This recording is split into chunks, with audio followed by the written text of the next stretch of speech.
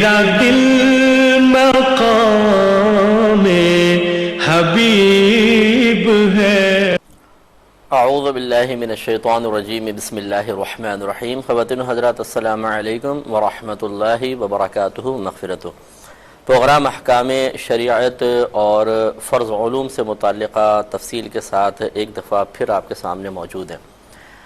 آپ کو بتایا تھا کہ فرض علوم 3 حصوں پر مشتمل ہیں۔ پہلا عقائد کا علم بمعنی دلائل، دوسرا احکام شرعیہ عملیہ، ان کا علم حاصل کرنا، یعنی ایسے احکام شرعیہ، شرعی احکام جن کا تعلق ہمارے عمل سے ہے۔ یہ عبادات بھی ہو سکتی ہیں اور معاملات بھی ہو سکتے ہیں، جیسے نماز، روزہ، حج، زکوٰۃ وغیرہ کے احکام، اور اسی طریقے سے باہم جو معاملات ہیں، چاہے وہ اجارے کے ہوں، تجارت کے ہوں، شادی بیاہ کے معاملات ہوں، امانت ہے، قرض ہے، یہ تمام معاملات کہلاتے ہیں۔ ان تمام کا اتنا علم حاصل کرنا ہر عاقل بالغ مسلمان مرد و عورت پر فرض ہوتا ہے کہ جس سے وہ اپنے ان عبادات یا معاملات کو مکمل طور پہ شرعی تقاضے کے مطابق ادا کر سکے اور اغلاط سے محفوظ رہ سکے۔ اور تیسرا ہوتا ہے گناہوں کی معرفت، چاہے وہ ظاہری گناہ ہوں یا باطنی گناہ ہوں، کون کون سے گناہ ہیں، ان کی علامات کیا ہیں، پھر ان کے علاج کا طریقہ کیا ہے، یا ان سے محفوظ رہنے کا طریقہ کیا ہے، یہ سب معلوم ہونا چاہیے۔ تو اس میں سے پہلے ہم عقیدے کے بارے میں گفتگو کر رہے تھے اور تفصیلی کلام مختلف پروگرام میں مختلف ٹاپکس پہ ہوتا رہا، اور پچھلے پروگرام میں جو ہمارا موضوع چل رہا تھا وہ شرک کے بارے میں تھا، اور آپ کو بتایا تھا کہ شرک کا مطلب ہوتا ہے کسی کو شریک کر لینا۔ یہ اصطلاحی لغوی اعتبار سے ہے، اور اصطلاحی اعتبار سے اللہ تبارک و تعالیٰ کی ذات اور صفات میں کسی کو شریک کرنا شرک کہلاتا ہے۔ ذات میں شرک کرنے کا مطلب، اگر ذات میں شریک کریں گے تو اس کو شرک فی الذات کہہ دیتے ہیں، اور صفات میں شریک کریں تو اس کو شرک فی الصفات کا نام دیا جاتا ہے۔ پھر شرک فی الذات کی کئی صورتیں ہوتی ہیں۔ نمبر 1، جیسے اللہ تبارک و تعالیٰ ہمیشہ سے ہے، جس کو قدیم کہا جاتا ہے، ایسے ہی اللہ تبارک و تعالیٰ کے علاوہ کسی غیر اللہ کو قدیم سمجھ لینا۔ یوں ہی اللہ تعالیٰ کی ذات کے ساتھ ساتھ اس کی تمام صفات بھی قدیم ہیں، یعنی صفات ذاتیہ، ایسی صفات جو اس کی ذات سے کے ساتھ تعلق رکھتی ہوں، یہ انشاءاللہ میں بتاؤں گا آپ کو مزید۔ تو ایسی ہی صفات کسی مخلوق میں تسلیم کر لینا، یہ بھی شرک فی الذات کے زمرے میں آ سکتا ہے۔ ویسے شرک فی الصفات میں اس کی تفصیل آگے آئے گی۔ اور دوسرا، جس طرح اللہ تبارک و تعالیٰ واجب الوجود ہے، اسی طرح کسی کو واجب الوجود قرار دے دینا۔ واجب الوجود وہ ذات ہوتی ہے کہ جس کے وجود کی کوئی علت، کوئی سبب نہ ہو، یعنی وہ خود ہے، ہمیشہ سے ہے، اور ایسا نہیں ہے کہ پہلے نہیں تھا پھر معارض وجود میں آیا، بلکہ جیسے ہمارا رب کریم ہمیشہ سے ہے، اور گویا کہ اس کے وجود کی کوئی علت، کوئی سبب نہ ہو، لیکن وہ تمام باقی جتنی بھی چیزیں ہیں سب کے وجود کا سبب ہو، سب کے وجود کی علت وہی ہو۔ اور یہ اللہ تبارک و تعالیٰ کی ذات ہی ہو سکتی ہے کہ اسے کسی نے پیدا نہیں کیا، لم یلد ولم یولد، اسے کسی نے بھی پیدا نہیں کیا اور اس نے پوری کائنات کو بنایا، تو ہم یہ کہیں گے کہ اللہ تعالیٰ واجب الوجود ہے۔ اور اس کے مقابلے میں جس کا کوئی سبب ہوتا ہے، جس کے وجود کی کوئی علت ہوتی ہے، اسے کہتے ہیں ممکن الوجود۔ تو گویا کہ اللہ تبارک و تعالیٰ کے ما سوا جتنی بھی چیزیں ہیں سب ممکن الوجود ہیں، کہ پہلے نہیں تھیں، اللہ تبارک و تعالیٰ ان کے وجود کا سبب بنا، اور چونکہ اللہ کے وجود کا کوئی سبب نہیں ہے، وہ چونکہ ہمیشہ سے ہے، تو لہٰذا وہ واجب الوجود ہے۔ اب ایسا کسی کو واجب الوجود مان لینا، یہ بھی شرک فی الذات میں آتا ہے۔ یوں ہی اللہ تبارک و تعالیٰ کی مثل کسی کو عبادت کے لائق سمجھنا شرک فی الذات۔ یوں ہی اللہ تعالیٰ کے لیے معاذ اللہ ثم معاذ اللہ بیوی یا اولاد کا اعتقاد رکھنا بھی شرک فی الذات میں آئے گا۔ یہ میں تھوڑا سا آپ کو بتا چکا تھا۔ شرک فی الصفات یہ ہوتا ہے کہ اللہ تبارک و تعالیٰ کی صفات جن خوبیوں سے متصف ہے بعینہ ہی، ویسے ہی کسی مخلوق کی خوبی کو ماننا، یہ شرک فی الصفات ہے۔ اللہ تبارک و تعالیٰ کی جو خوبیاں ہیں، یہ 4 یعنی جتنی صفات ہیں وہ 4 خوبیوں سے ضرور متصف ہیں۔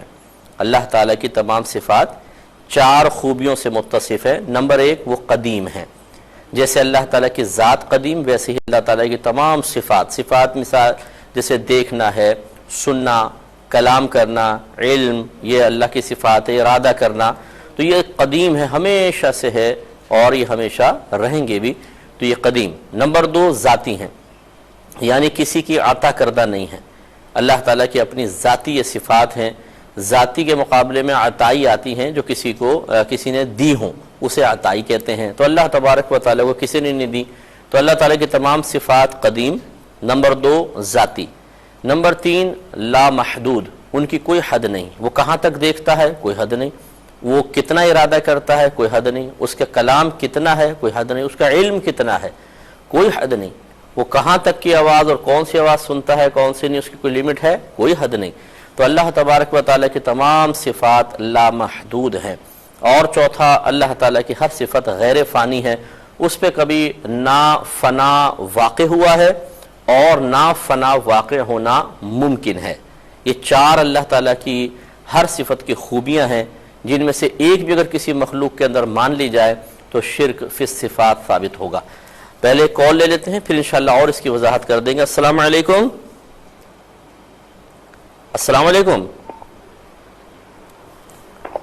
السلام علیکم۔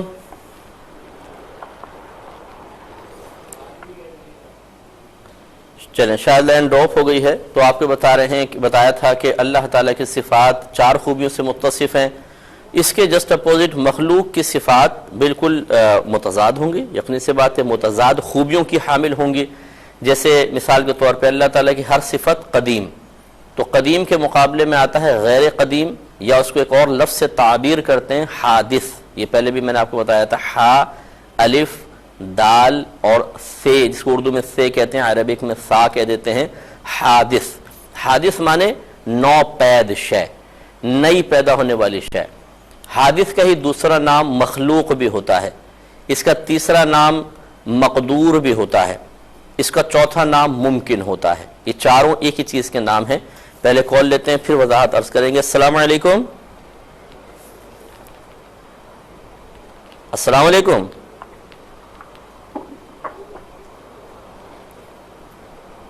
السلام علیکم۔ شاید لائن میں کوئی پرابلم ہے، تو 4 خوبیاں اللہ تبارک و تعالیٰ کی ہر صفت میں پائی جائیں گی، وہ قدیم ہوں گی، ذاتی ہوں گی، لامحدود ہوں گی اور غیر فانی ہوں گی۔ اس کے مقابلے میں مخلوق کی صفات بالکل دیگر متضاد خوبیوں سے متصف ہوں گی۔ اللہ تعالیٰ کی قدیم تو ان کی حادث، اللہ تبارک و تعالیٰ کی ذاتی، مخلوق کی تمام صفات عطائی، اللہ تعالیٰ کی لامحدود، مخلوق کی محدود، اور اللہ تعالیٰ کی غیر فانی اور مخلوق کی صفات پر فنا کا واقع ہونا ممکن ہے، یا تو وہ فنا ہو جاتی ہیں یا فنا ہونا کم از کم ممکن ہوتا ہے، جبکہ اللہ تعالیٰ کی صفات پر نہ کبھی فنا واقع ہو سکتا ہے، یعنی ممکن ہی نہیں، اور نہ کبھی واقع ہوا ہے۔ تو اب یہ فرق تو ہے۔ اب اگر کوئی کہے کہ نہیں، میں کسی بھی مخلوق کی صفت کو معاذ اللہ قدیم مانوں گا کہ ہمیشہ سے اس کے پاس ہے، ذاتی مانوں گا کسی نے اس کو عطا نہیں کی ہے، لامحدود مانوں گا اور غیر فانی مانوں گا، تو وہ پھر شرک فی الصفات میں مبتلا ہو سکتا ہے، بلکہ ہو جائے گا۔ لیکن اس میں تھوڑی سی میں اور وضاحت عرض کر دیتا ہوں۔ اب یہ یوں لے لیں، مثال کے طور پہ نبی کریم صلی اللہ علیہ وسلم کا علم مبارکہ ہے۔ اب اس میں دیکھیں، اللہ تعالیٰ کا علم ایک صفت ہے، نبی کا علم بھی نبی کی صفت ہوگی۔ تو اللہ تعالیٰ کا علم قدیم ہے، نبی کا علم غیر قدیم ہے۔ اللہ تبارک و تعالیٰ کا ذاتی ہے اور نبی کریم صلی اللہ علیہ وسلم کا عطائی ہے، یعنی اللہ نے عطا کیا ہے۔ اگر کوئی ایک علم کا ذرہ بھی نبی کریم صلی اللہ علیہ وسلم کے لیے ذاتی تسلیم کر لے تو وہ دائرہ اسلام سے خارج ہو جائے گا، یاد رکھیں۔ تو اللہ تبارک و تعالیٰ کا علم مبارکہ قدیم، نبی کا غیر قدیم یا حادث، اللہ تبارک و تعالیٰ کا ذاتی، نبی کریم صلی اللہ علیہ وسلم کا عطائی۔ اللہ تبارک و تعالیٰ کا علم لا محدود، اس کی کوئی حد نہیں، لیکن نبی کریم صلی اللہ علیہ وسلم کے علم مبارکہ کی ایک حد ہے۔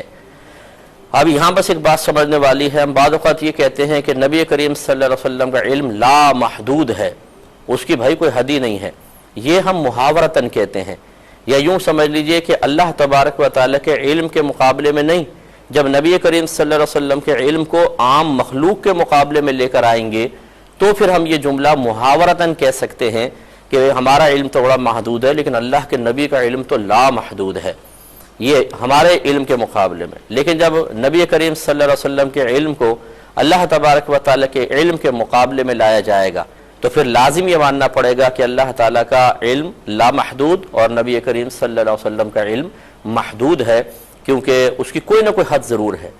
لیکن جیسے علماء نے ارشاد فرمایا کہ رحمت کونین صلی اللہ علیہ وسلم کے علم مبارکہ کی مثال بالکل ایسے ہے جیسے ایک سمندر ہو اور ایک چڑیا اس کے پاس آ کر اپنی چونچ پانی میں ڈال کر منہ اٹھائے تو اس کی چونچ سے ایک قطرہ گرے. اب سوچیں کتنا باریک سا قطرہ ہوگا چڑیا کی چونچ سے.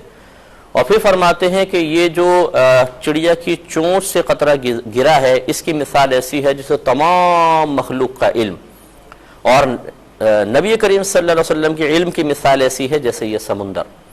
تو آپ اندازہ کریں، لیکن سمندر بھی محدود ہوتا ہے. تو بس یوں سمجھ لیں کہ ہم بعض اوقات محاورتاً ایک جملہ کہہ رہے ہوتے ہیں، بعض اوقات حقیقت کے مطابق ایک بات کہہ رہے ہوتے ہیں. جب محاورتاً کہیں گے تو نبی کریم صلی اللہ علیہ وسلم کے علم مبارکہ کو لامحدود کہہ سکتے ہیں، لیکن اصل عقیدہ یہی ہو کہ وہ ہے محدود لیکن ہمارے مقابلے میں لامحدود. اور حقیقی طور پر جب بیان کریں گے تو گویا کہ اللہ تعالیٰ کے علم مبارکہ کے مقابلے میں لا کر بیان کریں تو اس وقت ہم یہی کہیں گے کہ اللہ تعالیٰ کا علم لامحدود ہے اور نبی کریم صلی اللہ علیہ وسلم کے علم کی کوئی نہ کوئی حد ضرور ہے. چوتھا جو ہے فنا ہونے والا معاملہ. اللہ تبارک و تعالیٰ کا علم نہ کبھی فنا ہوگا نہ اس پر فنا واقع ہونا ممکن ہے، لیکن نبی کریم صلی اللہ علیہ وسلم کے علم مبارکہ پر فنا واقع ہونا ممکن ہے، اگرچہ واقع ہوگی نہیں. وجہ اس کی یہ ہے کہ اللہ تبارک و تعالیٰ نے اپنے حبیب کریم صلی اللہ علیہ وسلم کے لیے خود قرآن عظیم میں ارشاد فرمایا وَلَلْآخِرَةُ خَيْرٌ لَكَ مِنَ الْأُولَى.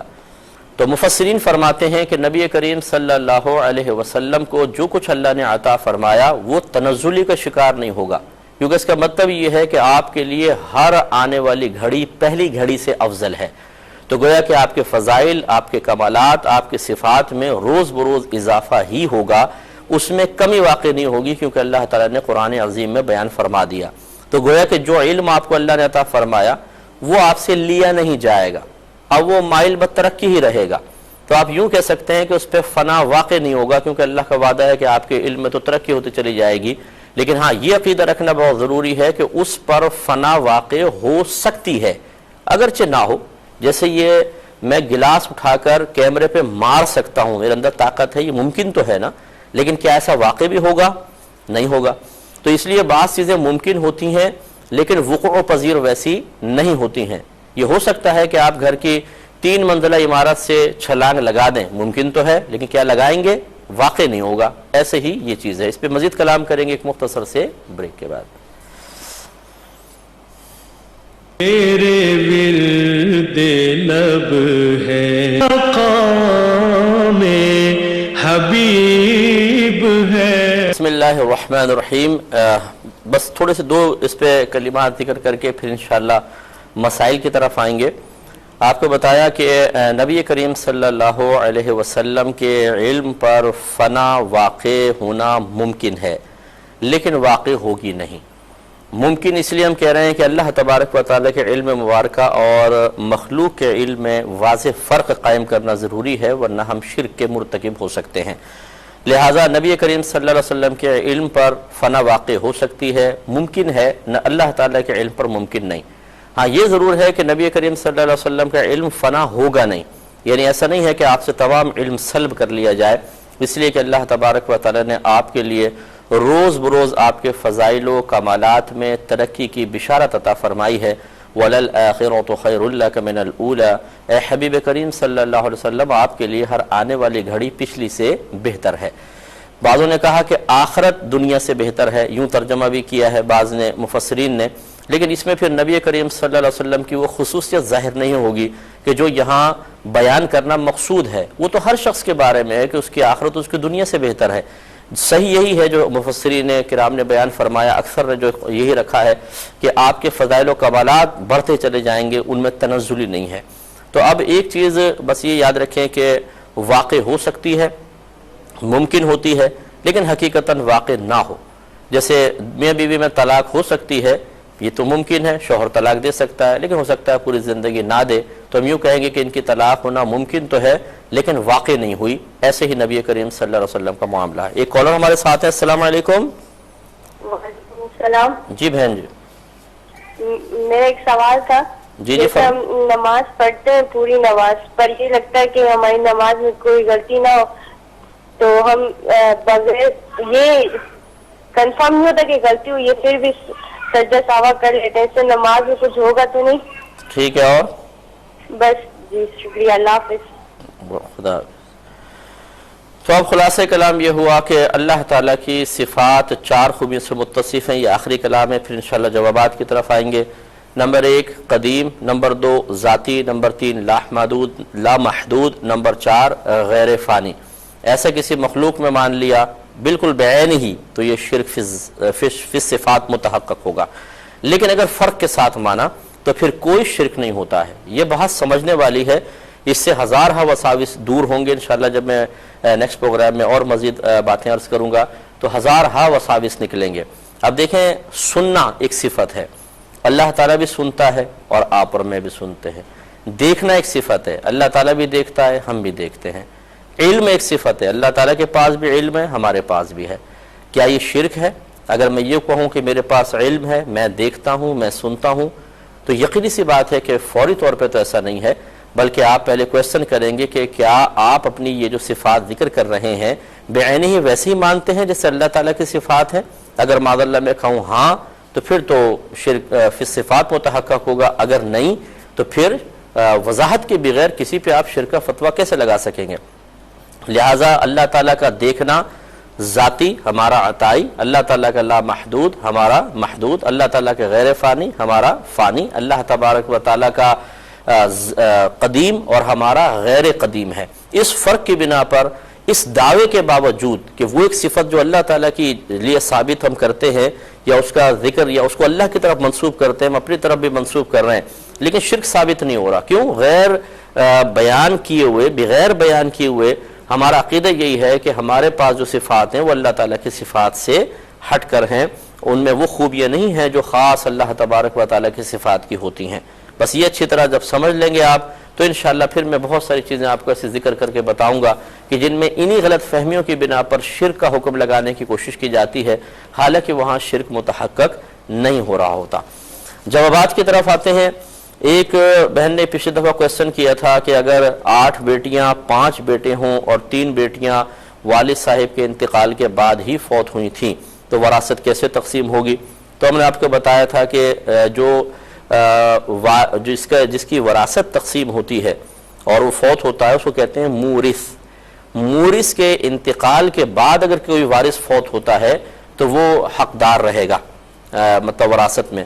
ہاں اگر مورث کی زندگی میں کسی کا انتقال ہو جائے تو وہ محروم ہوتا ہے۔ تو لہٰذا مثال کے طور پہ والد صاحب فوت ہوئے اور 8 بیٹیاں اور 5 بیٹے چھوڑے، جس میں 3 بیٹیاں اگرچہ فوت ہوئیں لیکن والد صاحب کی وفات کے بعد فوت ہوئی تھی، تو ان سب کو پہلے حصہ ملے گا۔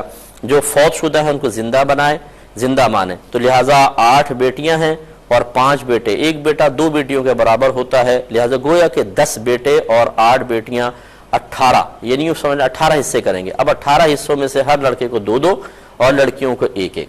3 جو حصے مرحومہ کے پاس آئے ہیں، 3 مرحومہ بہنیں جو تھیں، ان کے آپ دیکھیں گے کہ اگر اور شوہر ہیں، اولاد ہیں تو ان میں وہ بھی وارث بنیں گے، اور اگر شوہر اولاد نہیں ہے تو انہی بھائی بہنوں کے اندر ان کا یہ مال تقسیم ہو جائے گا۔ ایک پہلے اور کال لیتے ہیں پھر مزید جواب۔ السلام علیکم۔ السلام علیکم۔ وعلیکم السلام۔ مفتی صاحب میں نے اپنا مسئلہ پوچھنا ہے۔ جی بولیے، اپنا ہی پوچھیں گے آپ، بولیے۔ میں نے اپنا یہ مسئلہ پوچھنا ہے کہ میں نے اپنا یہ مسئلہ بیان کرنا ہے آپ سے کہ میرے سسرال والے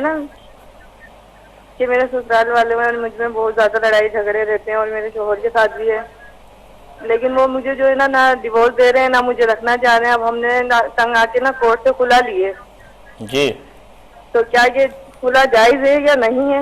ٹھیک ہے میں بتاتا ہوں بہن جی، ابھی بتاتا ہوں۔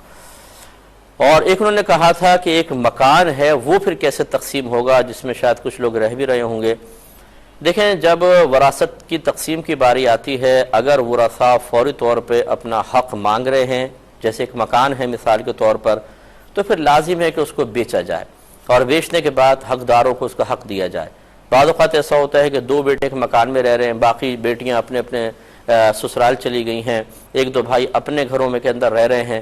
اب جب والد صاحب کا انتقال ہوا تو جو دو بھائی مکان میں رہ رہے تھے جو حقیقتاً مال وراثت ہے، تو وہ کہتے ہیں ہم کہاں جائیں اپنے بیوی بچوں کو لے کر، لہذا جب تقسیم ہوگا تب دیکھا جائے گا، ابھی ہم نہیں تقسیم کر رہے، ابھی ہماری یہ پرابلم ہے۔ یاد رکھیں کہ اگر مورث کے انتقال کے بعد کوئی بھی وارث اگلے ہی دن مطالبہ کرتا ہے کہ مجھے پیسہ چاہیے، تو اس میں تاخیر کرنا شدید گناہ ہے، بہت بڑا گناہ ہے، اس کا وہ حق ہے۔ اگر آپ رہ رہے ہیں تو اس کا مطلب کیا ہوا؟ وہ تو والد صاحب کی زندگی میں آپ رہ رہے تھے، ان کے انتقال کے بعد فوراً اس مکان سے تمام بھائیوں تمام بہنوں کا حق وابستہ ہو گیا۔ اب آپ پہ واجب ہے کہ اپنے آرام کو آپ ترک کریں، اس مکان کو بیچیں اور ان کو دیں۔ یا دوسری صورت یہ ہو سکتی ہے کہ مثال کے طور پر 8 وارث ہیں، ہر ایک کے حصے میں 1 لاکھ روپے آ رہے ہیں اور مکان 8 لاکھ کا ہے مثال کے طور پر، تو آپ سب سے کہیں کہ یہ مکان نہ بیچو، ہمارے پاس رہنے دو، آپ کا حصہ اتنا بن رہا ہے نا، میں آپ کو دے دیتا ہوں آہستہ آہستہ، یا تو آپ کیش کی شکل میں دے دیں ان کو، یا پھر اگر فوری طور پہ پیسے نہیں ہیں اور تمام ورثاء راضی ہو جائیں کہ ٹھیک ہے یہ گویا کہ آپ پہ قرض ہے، آپ آہستہ میں دے دیں، مکان اپنے پاس رکھیں، چلیں آپ ہمارے بھائی ہیں کہاں فیملی لے کر جائیں گے، تو یہ پاسبل ہے۔ لیکن اگر سب فوری طور پہ مانگ رہے ہوں اور کوئی انتظار کرنے کے لیے تیار نہیں، تو پھر اگر آپ اس میں تاخیر کریں گے تو آپ گناہ گار ہوں گے، گویا کہ آپ اپنے ذاتی مفادات کے لیے دوسروں کا حق غصب کر کے بیٹھے ہوئے ہیں، اور یہ گناہ ہے۔ اور یہ باتیں عموماً ان لوگوں کو سمجھ میں نہیں آئیں گی جو اس طرح کے فائدے حاصل کر رہے ہیں، بلکہ وہ ہو سکتا ہے کہ مجھے برا بھلا کہنا شروع کر دیں کہ یہ کہاں سے آ کر بیٹھ گئے، یہ تو مولویوں کی اپنی باتیں اور یہ اور وہ ہے۔ چلے اگر یہ ہماری اپنی باتیں ہیں تو شریعت کی باتیں آپ بیان کر دیں۔ اب آپ کی عقل تو کل نہیں ہے نا، آپ کی عقل تو شریعت نہیں ہے، یقینی سی بات ہے شریعت کا مطلب اللہ تبارک و تعالیٰ اور اس کے رسول کریم صلی اللہ علیہ وسلم کی جانب سے عطا کردہ تعلیم، تو وہ آپ بیان کر دیں۔ اگر جو ہم پر بھی آج تک منکشف نہیں ہوئی، سالہ سال سے دین کا کام کرتے ہوئے، تو وہ آپ بتائیں۔ تو اپنے ذاتی مفادات کے لیے انسان بعض اوقات شریعت کو بھی معاذ اللہ ثم معاذ اللہ اپنے راہ میں ایک رکاوٹ سمجھتے ہوئے اس کے اصولوں کو پامال کرنا آسان سمجھ لیتا ہے، لیکن اپنے آرام و آسائش کو اللہ کی رضا کے لیے ترک کرنے کے لیے تیار نہیں ہوتا۔ ایسے لوگ دنیا میں بھی وبال حاصل کرتے ہیں، آخرت میں تو پھنسیں گے اگر اللہ ناراض ہوا تو۔ ایک اور کالر ہمارے ساتھ ہے، السلام علیکم۔ وعلیکم السلام۔ جی بہن۔ ہلو۔ جی بولیے، آپ کی آواز آ رہی ہے بہن، جلدی بولیے۔ جب پیٹ میں یا ویسی فوت ہو جائے تو اس کو دفن کرنے کا شرعی طریقہ کیا ہے؟ سمجھ نہیں آیا، دوبارہ بولیں۔ جب بچہ ماں کے پیٹ میں فوت ہو جائے، اچھا فوت ہو جائے تو فوت ہو جائے، اس کے کان میں اذان نہیں دی جاتی، تو اس کو شرعی دفن کرنے کا طریقہ کیا ہے؟ ٹھیک ہے میں بتاتا ہوں۔ اور دوسرا سوال میرا یہ ہے کہ بحالت مجبوری اگر کوئی عورت مس کیریج کروائے یعنی کہ حمل کو ضائع کروائے تو اس پر گناہ؟ ٹھیک ہے، اور مجبوری کیا تھی؟ یہ کے بعد فوراً ہی پریگنٹ ہو جاتی ہے عورت، لیکن بحالت مجبوری اس کی جان پہ بن آتی ہے تو وہ کیریج کروا دے تو کیا اس سے گناہ ہوگا؟ چلے میں بتاتا ہوں انشاءاللہ، عرض کرتا ہوں۔ تو اس لیے یہ مکان وغیرہ کی تقسیم فوری طور پہ کرنی ہوتی ہے۔ ایک کویشچن یہ آیا تھا کہ ایک شخص نے بیوی کے لیے طلاق نامہ تیار کیا لیکن پھر بیوی کو بھیجا نہیں، تو کیا یہ طلاق واقع ہوئی یا نہیں ہوئی؟ دیکھیں یہ بھی اچھی طریقے سے بات غور سے سماعت فرما لیں۔ بہت سے یہاں پر بھی ایسا ہی ہوتا ہے کہ خود اپنے ذہن سے کام کرنا شروع کر دیں گے۔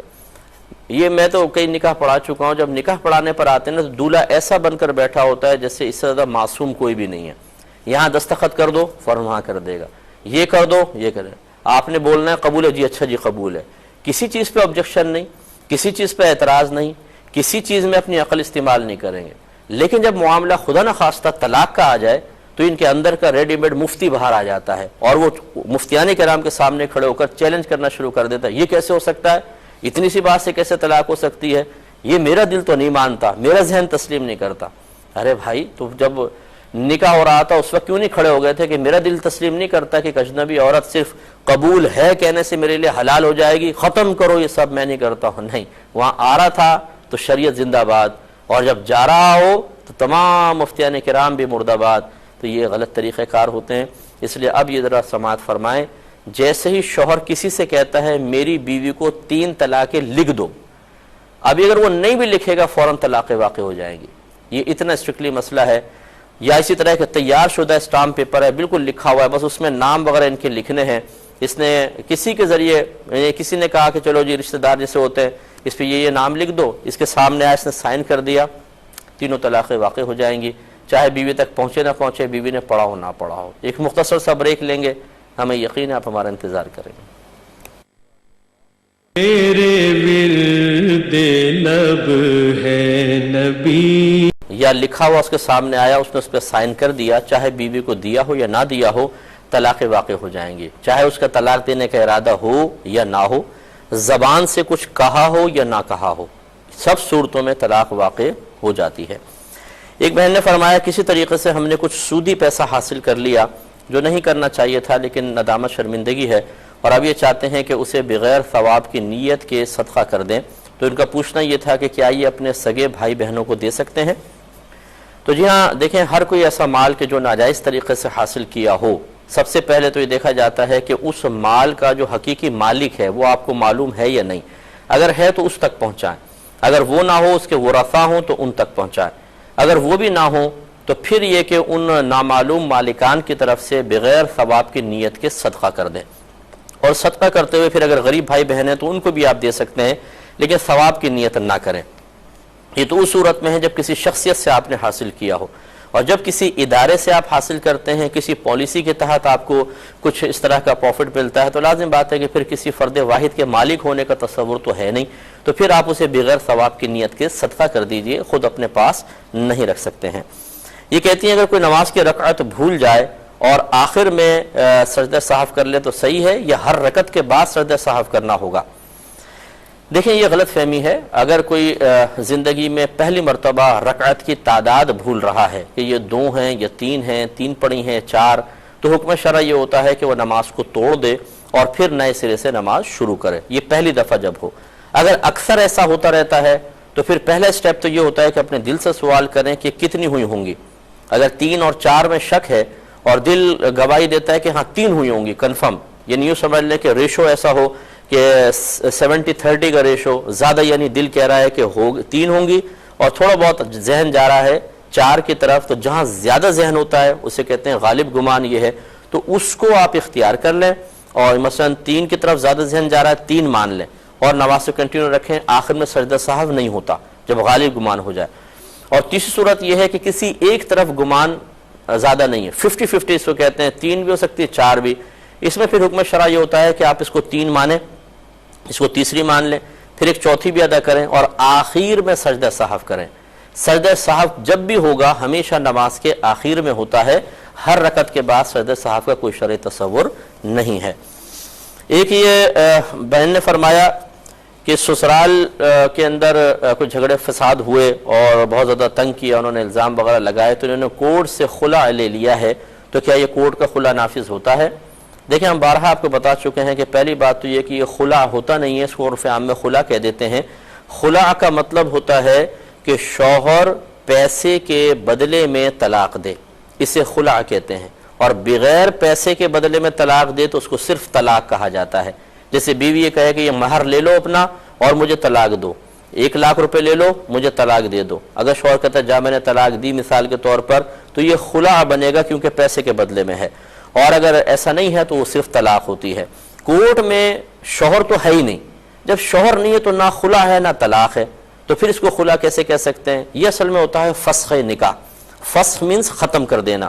تو جج ایسا ہوتا ہے کہ 3 نوٹس شوہر کو بھیجتا ہے کہ وہ آئے، وہ نہیں آتے ہیں تو بعض اوقات ایسا ہوتا ہے کیس سننے کے بعد وہ لڑکی کو کہتے ہیں کہ ٹھیک ہے آپ کا نکاح ہم نے فسخ کیا، ختم کر دیا. لیکن یاد رکھیں کورٹ کا خلع فقہ نفی کے روشنی میں ہر صورت میں نافذ نہیں ہوتا ہے. لڑکیاں آج کل تو صورتحال یہ ہے، کوئی بچیاں ناراض بھی نہ ہوں، بہنیں ناراض نہ ہوں، کہ 3 مہینے میں طلاقیں لے رہی ہیں، 3 مہینے میں، یعنی گھر بسانے کا ذہن ہی نہیں ہے بالکل. اکثر ایسے ہی میں نے دیکھا ہے، کیونکہ ہمارے پاس تو روزانہ ایسے کیسز آتے ہیں، اور ان ماں باپ پہ مجھے افسوس ہوتا ہے کہ جو 3 مہینے کی تھوڑی بہت مشقتوں پر بھی صبر نہیں کر پاتے اور بیوی بچی کو کہتے ہیں کہ ٹھیک ہے طلاق دے دو، ہم اپنی بچی کو واپس لے کر جا رہے ہیں. یعنی ہم نے اس طلاق کے معاملے کو بھی کھیل بنا لیا ہے۔ خلاصہ کلام یہ ہے کہ کورٹ کا خلا ہر صورت میں نافذ نہیں ہوتا ہے، اس لیے ہم آپ سے گزارش کریں گے کہ آپ اپنے قریبی کوئی اچھے مستند مفتی صاحب موجود ہوں، ان سے ریٹن میں اس پہ فتویٰ لیں، ان کے فتوے کے مطابق عمل کریں، اور مجھے اللہ کی رحمت سے امید ہے کہ وہ اس کو منع کریں گے کہ کورٹ کا یہ جو فسخ نکاح ہے یہ ہر صورت میں نافذ نہیں ہوتا۔ اگر آپ نے کسی مفتی کرام سے مطلب مفتی صاحب سے جو مستند مفتی ہیں اس طرح کا فتویٰ قبول نہیں کیا اور بالفرض کورٹ کا خلا یہ یا فسخ نکاح نافذ نہیں ہو رہا ہوگا تو آپ اپنے شوہر کی ہی زوجیت میں رہیں گی، لہٰذا اگر آپ کسی اور شخص سے نکاح کر بھی لیں، ایجاب و قبول ہو بھی جائے، آپ اس کی بیوی نہیں بنیں گی، اور پھر ماذ اللہ ثم ماذ اللہ جسمانی تعلق ہوگا، وہ یقینی سی بات ہے کہ زنا میں شمار کیا جائے گا، اور اولاد آگے کی کیا حکم رکھتی ہے وہ آپ جانتی ہیں۔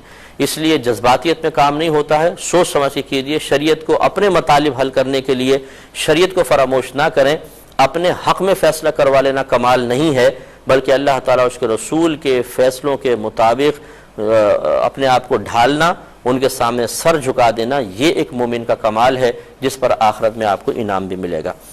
ایک ہی کہتی ہیں کہ ایک بچہ ماں کے پیٹ میں ہی فوت ہو گیا تو اب اسے کان میں اذان تو نہیں دی جائے گی، لیکن دفن کا شرعی طریقہ کیا ہے؟